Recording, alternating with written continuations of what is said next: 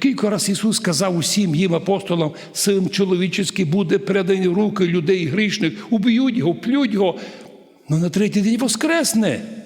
Чули і забили. Во ім'я Отця і Сина, і Святого Духа, Христос посереді нас. Нині церква вспоминає пам'ять святителя Андрія Крицького, автора знаменитого канона покаянного, який ми читаємо перший тиждень Великого Поста і потім в цілості на п'ятій неділі. Унікальна для нього біографія. Коли був маленький, він був зовсім німий. І от сповідається і причащається хлопчик, духовно воскрес. І після одного з причасть заговорив і став усилено ізучати Священне Писання. І вже в 14 років пішов в монастир. Причому монастир знатний. Говоря про древні монастирі, не думаємо, що то були десь маленькі скити. То в наше время монашество дуже рідко є. Монастирі немногочисленні.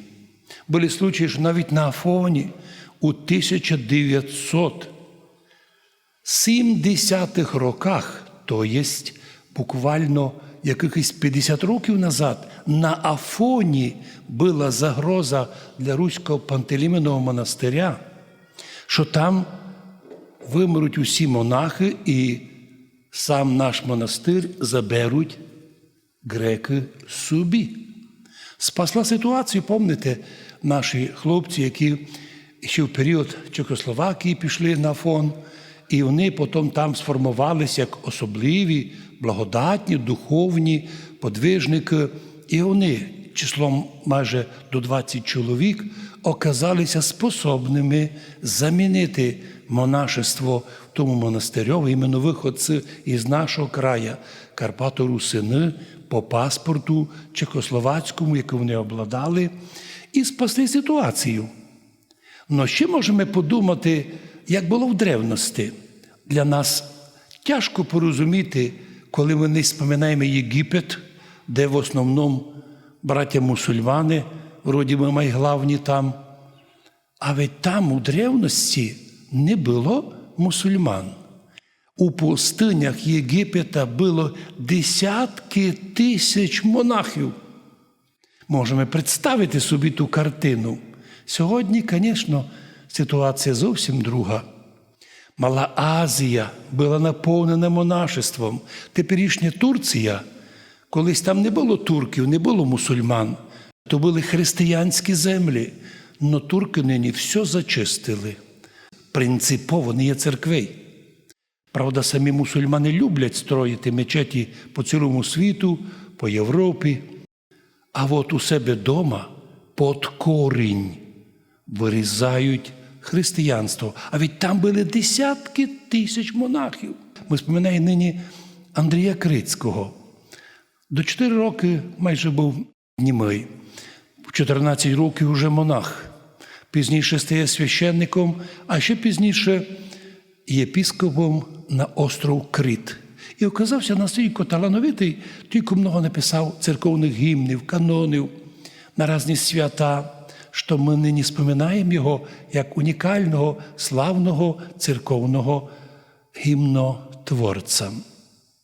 Нині дивимося у Євангелії Воскресної, де апостоли двоє Лука і Клеопа ідуть по дорозі, вадяться, спорять, додівають один другого, по-слав'янськи вопрошаються, дають вопрос один другому, но суть по внешньому виду дряхлі, без настрою, дряхлий. І от Ісус на третій день по Воскресенні пристав до них, іде з ними, очі їх удержав, щоб його не спознали, і сказав їм: «Аж про що ви спорите? Так, що сте дряхлі?» І вони двоє розвернулися в адрес Ісуса і з таким ученим видом кажуть: «Ти один пришелець, ніч не знаєш про события?» А Ісус їм каже: «Про які события?» «Так про те, що у нас був Ісус, великий перед словом, словоділом, перед Богом і людьми, но наші князі його розп'яли. Ужаснули нас жони. Були там на гробі і сказали, що тіла не знайшли. Та й виділи якихось ангелів, які казали, що Христос живий. Ми ніч не знаємо, ну що робити, такі ми дряхлі. Ну і апостоли, деякі з наших, вони розказують Ісусові, воскресшому із мертвих, про те, як апостоли прийшли і знайшли такое, що дійсно соответствує, тіла в гробі не є, но самого Ісуса не виділи. І руками розпускають, ми не знаємо, що робити. От іменно Євангеліє вказало такий момент психологічний, коли чоловік слабої віри опускає руки, і так як боксер, опустивши руки на рингові, нараз, в течение півсекунди дістає удар і нокдаун. Сатана так робить іноді з масою людей. Коли чоловіка вводить у транс, внушає йому, що віри всі однакі, а то, що б'ються християни, то таке, вони самі некультурні, неосторожні про те, що всі конфлікти між християнами організовані мільярдами доларів, що всі конфлікти, розколи офіціально, навіть не скривають.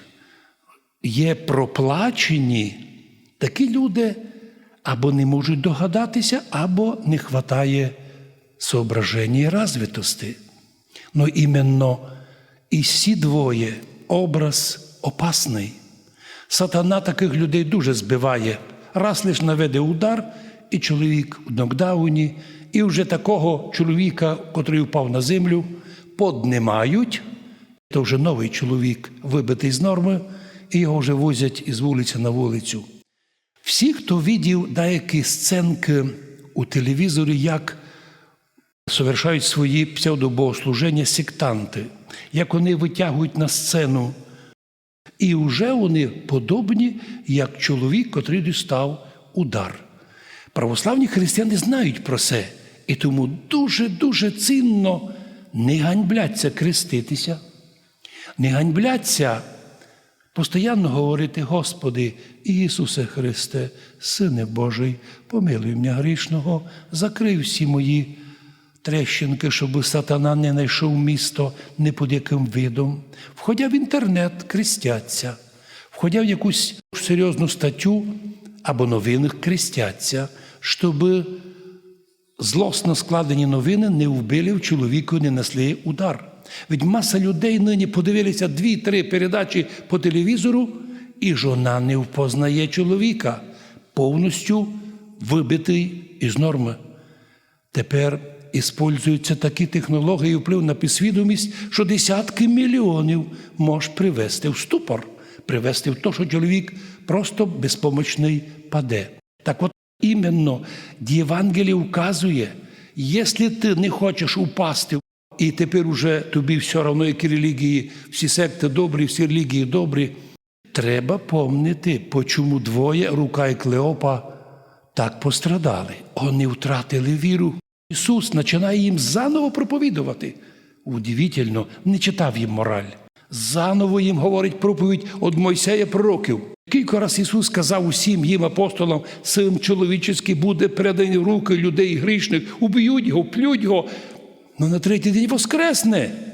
Чули і забили.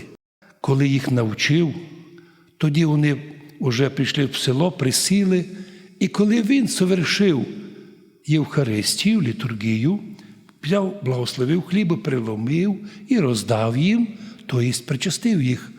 І їм відкрилися очі. Вони увиділи воскресшого Ісуса. Правда, Він став невидимий для них. І тоді один одному кажуть: ну це горіло серце. Коли ми говорили з ним, ми чувствувалися непростий чоловік.